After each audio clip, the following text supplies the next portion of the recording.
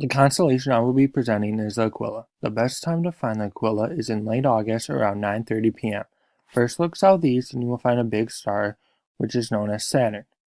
Then look a little more to the west and higher into the sky, and you will find the biggest star in Aquila, known as the Altair.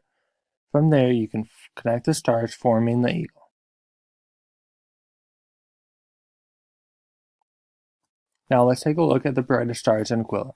The brightest star is Altair, which is the alpha. Next is the Tarzan, also known as the gamma star. Then there is the Ocab, which is a zeta star. The least brightest of the four stars is the Alshane, the beta star. Aquila has three deep main space objects. NGC 681, the planetary nebula, which is actually very similar to a owl nebula in the Ursa Major.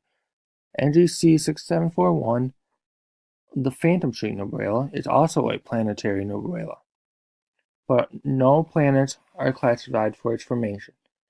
NGC 641 is at 7,000 light years away and has a magnitude of 11.